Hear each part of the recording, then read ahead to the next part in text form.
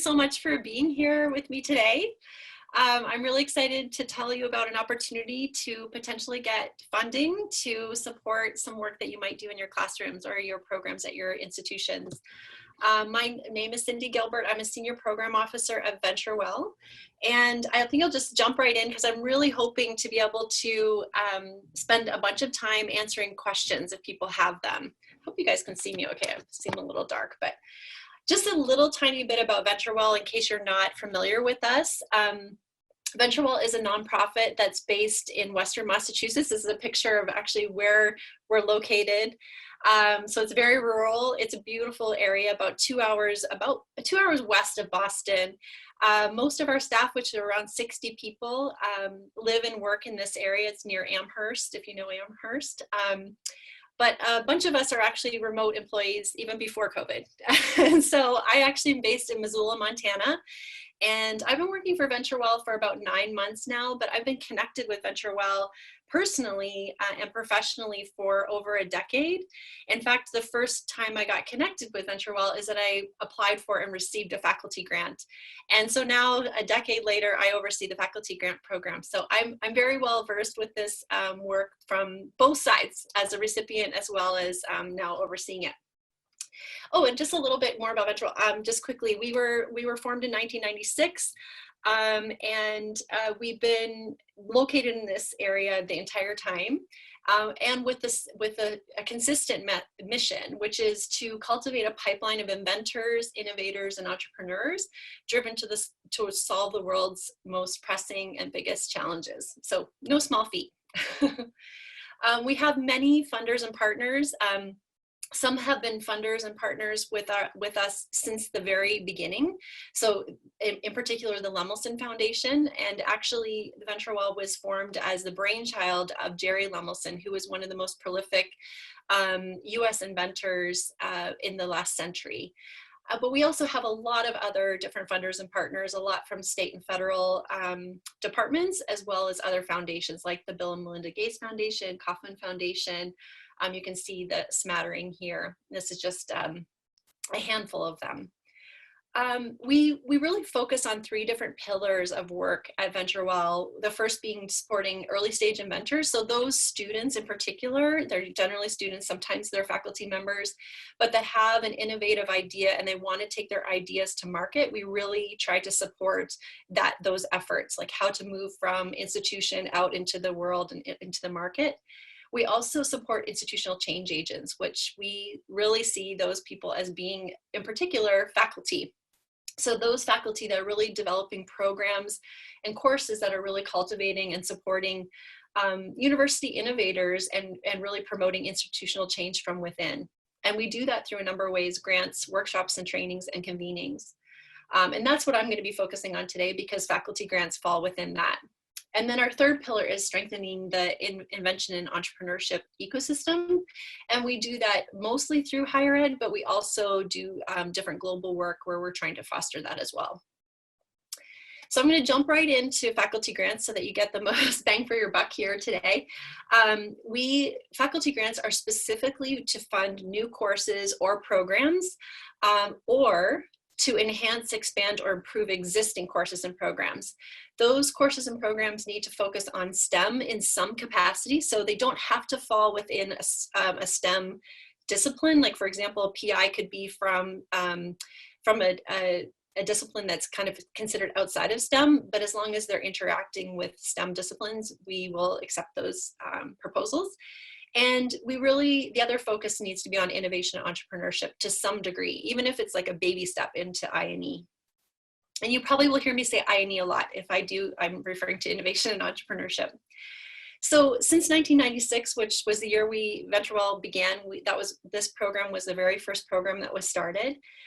We've given over $12 million out, and we've created we've supported the creation of nearly 600 courses and programs through our funding, and at over 200 universities, and thousands of students have been impacted. And the thing I'm most proud of is that over 2/3 of those courses and programs still are offered today, even if they were started 20 years ago.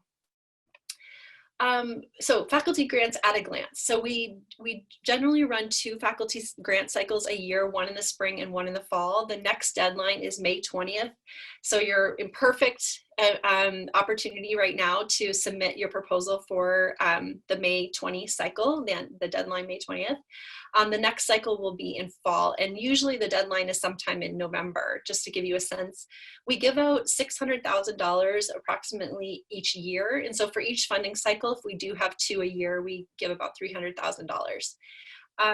The grants are up to $30,000 per grant. That's our max, and that $30,000 can be spread over 3 years. However, it doesn't have to be. You could put in a proposal, say, for 2 years.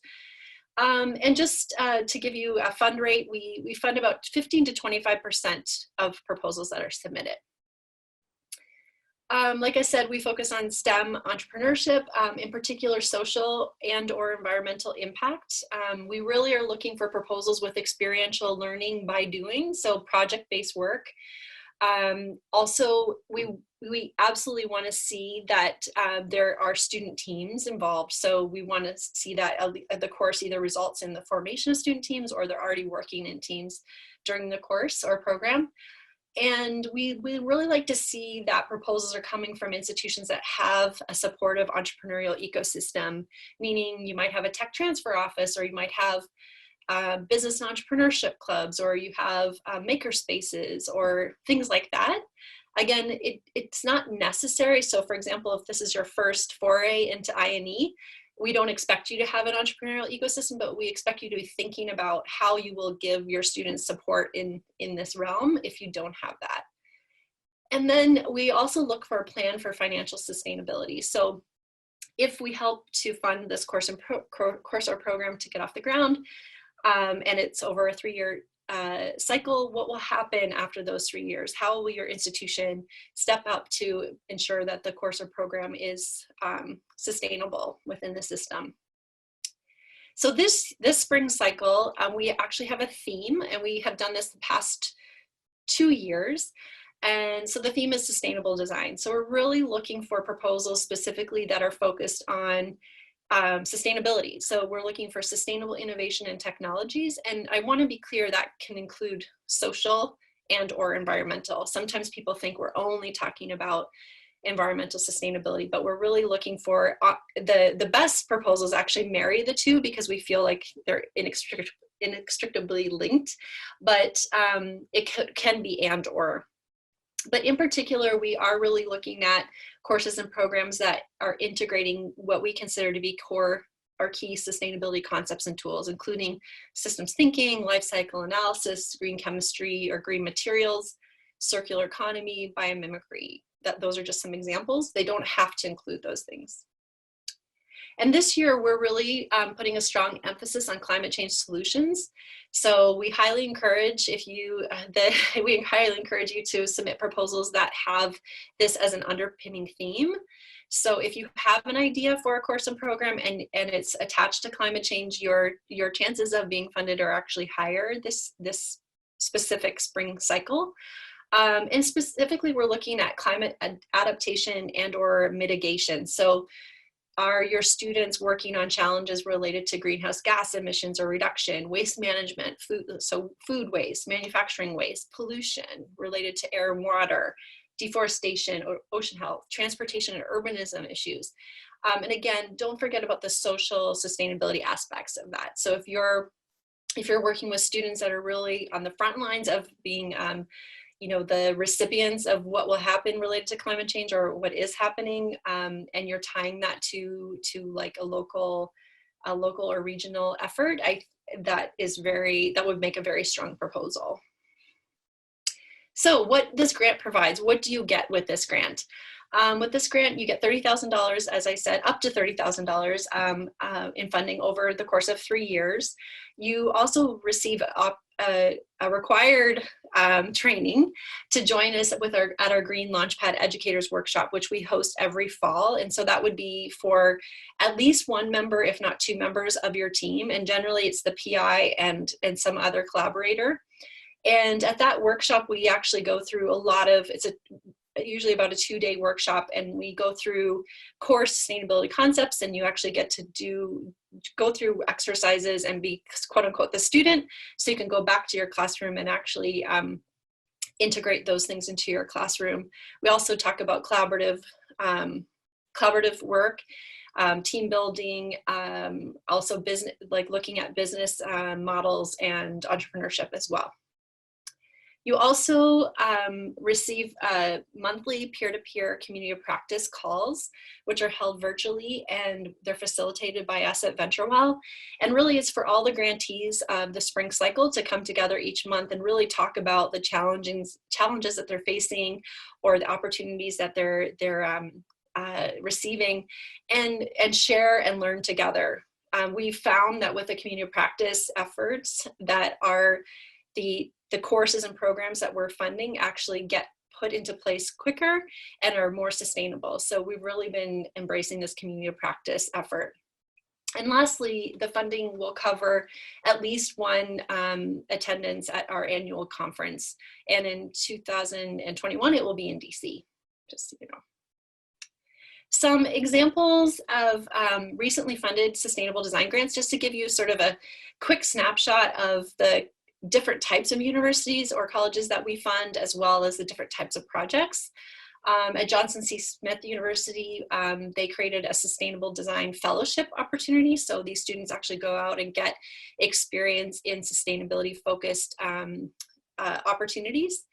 At University of Wisconsin-Milwaukee, they proposed a really interesting project where the quote unquote students were actually faculty members that were teaching sustainability related concepts, and those that wanted to.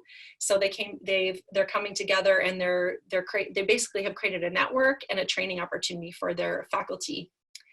At University of Colorado Boulder, they created a course, Engineering for Social Innovation. They didn't have any social innovation courses prior to that, and so they're really filling a gap. And then another example is San Jose State University.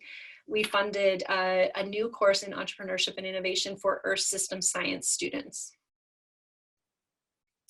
So I'm going to jump into eligibility requirements. I think we have about 10 minutes left.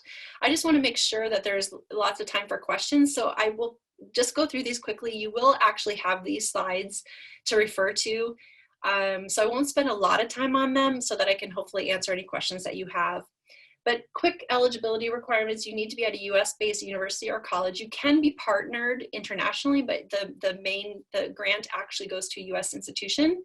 And you need to be a VentureWell member institution, which is quite easy to do. It's just paying a fee to submit your grant proposal.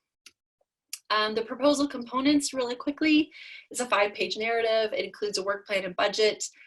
You can include resumes, letters of support. There is a verification of institutional support by 3 different members that happens automatically in our online system.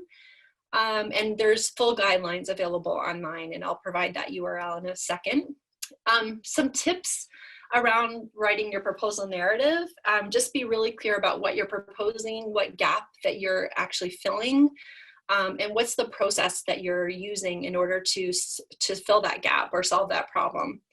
And we want to know how will it fit into the existing innovation and or entrepreneurship ecosystem if you have one. And again, if you don't have one, then you just need to tell us that you don't, and how you would support your students. And we really want to read about what's the experiential learning opportunity for your students. So how will they get their hands dirty? How will they be prototyping, or how will they be engaging with members of the community? We want it to be very hands-on, and hands-on experiences, and very practical versus theoretical.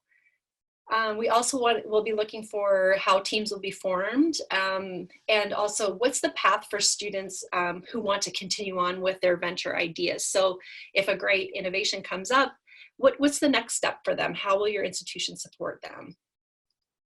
So quickly, a couple of common pitfalls when people don't provide any information about entrepreneurship. So we really want to make sure that this is really tied to I&E. So if you have a research project you're working on and you want money to hire students to help you, that won't fly with this. The people often don't talk about any anything related to innovation. So something new, like how students will generate new ideas. No clearly defined social and environmental impact, especially for this spring cycle. We're really looking for sustainable design focused proposals. And like I said, if there's any tie to climate change solutions, it's especially a strong proposal. Other pitfalls, lack of expertise. You really want to make sure that the people on your team are really have the required experience and expertise to actually make this happen. So if you are going to be doing something with climate change solutions, really help us understand that you have somebody on your team that understands about climate change, for example. I think all these are pretty straightforward here. No student teams, we want to see student teams. I think that's about it. So time for questions, and I'll just put this up really quickly that we're having a webinar. I'll be leading a webinar on Monday. If you wanted to join that webinar too through VentureWell and ask more questions, we're happy to do that. Again, the reminder that the deadline to apply is May 20th, and this URL, you can go to venturewell.org, faculty-grants, and you'll be able to find our full guidelines, lots of information about applying. And you can always contact us at this contact information, grants@venturewell.org. We're happy to field questions that you might have. But I'm opening up for questions now. We have a few minutes left, if anyone has any. I have a question. Great. Wakita Blocks in Agnes Scott College. I direct the master's program in social innovation. I actually team teach a course along with our program in applied technology. That's a design thinking course, and we combined our respective courses into one. And it was our first time delivering this course. We like to enhance it in a number of different ways, and I wanted to find out, if we put in a proposal for enhancing an existing course that's would work for both the social innovation program and applied technology program, would that be appropriate or acceptable? I mean, not saying you would accept the grant, but would that be something of interest to VentureWell? Yes, absolutely. Thank you for your question. A great question. And absolutely, we accept proposals and review proposals that are for expansion, improvement of existing courses. I think the critical thing that our reviewers we have a panel of external reviewers that help us with this. So what they really are looking for when it's an existing course is what will be different. Like, how will this funding really help you do something differently?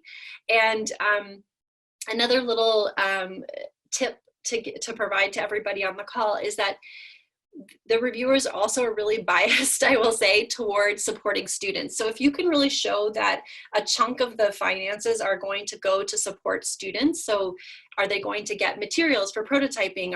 Or is it money so they can go out and do customer interviews or things like that? If you can show us where that gap exists and how you're going to fill it, and that the funds will be really, a big proportion will be used towards students, it just really strengthens that proposal. Great, thank you. You're so welcome. I hope you submit a proposal. Any other questions from people on the call? I got a question. Yes, please go ahead. I'm from Colombia, but I want to know if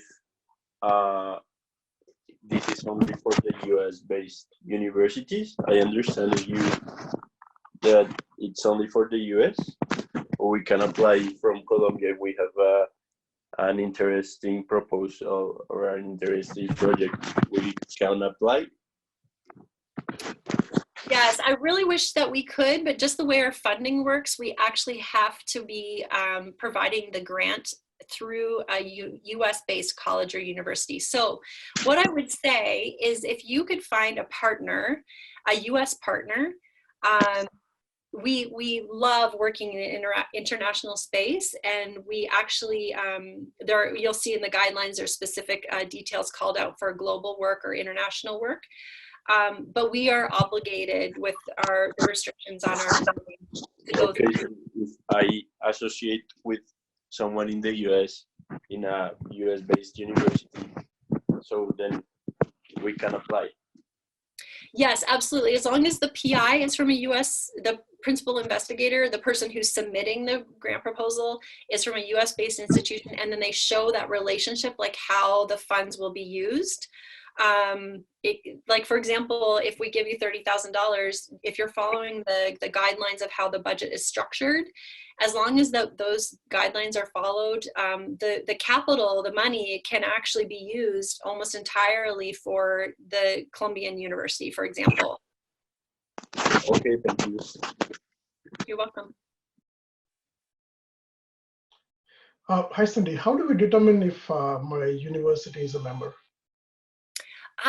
Really good question. Well, the easiest way is to just email us at grants@venturewell.org, and we would be happy to look that up for you. You can actually search online. It's a little bit complicated for me to explain, like how to find it on the website. The other way you could do it is you could contact your administrative contact at your university. So if you have a grants department, you could contact them and they would also know, but we're happy to find out for you. And if you decide to apply and you're not a member, it's not a problem. You can just pay for a membership at the time you decide to apply. Got it. Thank you. Yeah, you're welcome. You said, I know you said the webinar will be this Monday, and you said the deadline for applying is May? Yes, May 20th.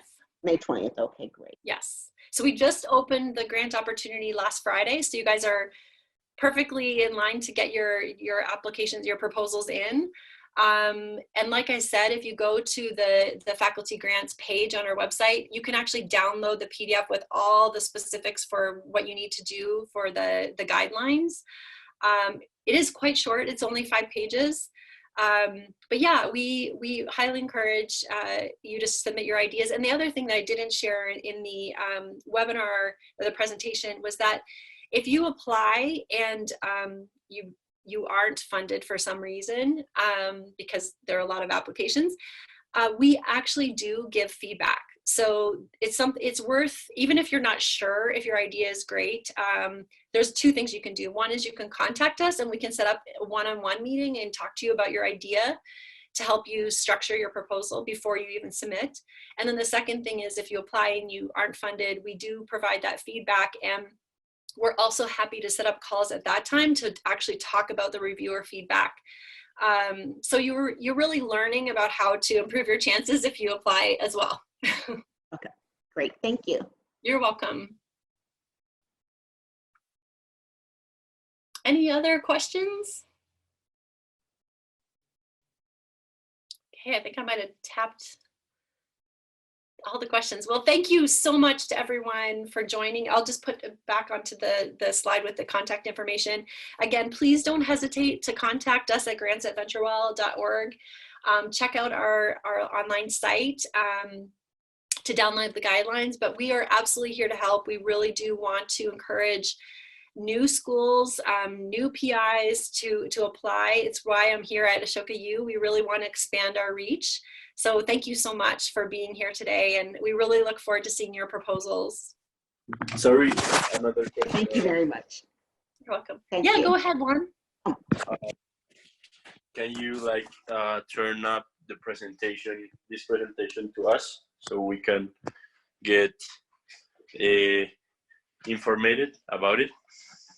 Yes, absolutely. This presentation will be shared. I'm not actually sure how Ashoka is sharing them, whether they just send it to everybody who is registered, but absolutely this presentation will be available for you. Yep, and this is Beta just chiming in from Ashoka U. We'll share all of the presentations. So they're all posted online already on the Event Mobi site, which is our online agenda. They're attached to each session. And then in about 2 weeks, we'll share everything, the video and this presentation as well. Okay. And I'm happy to email folks as well if you're interested. Thank you so much. Oh, and someone's asking if there is a sign up for the webinar, and there is. And let me just quickly, in case someone's still on the line and they want it, I could quickly find that for you. So I'll even show you our faculty grants page. So this is our faculty grants page, if it loads. And then on that faculty grants page, you'll see apply now and how to apply, but there's also this informational webinar link, and I'll click on it and I'll submit this to the chat box. Let's see, to everyone. Yes, so and there's no limit of number of people that can join. And the webinar will also be recorded and shared online on our faculty grants page as well. So even if you miss the webinar, you'll have a chance to see it again. All right, well, I think unless there's any other questions, I'll say farewell, and I really hope that you submit a proposal. Great, thank you so much, Cindy. This was really great, super informative, and we'll see everybody tomorrow.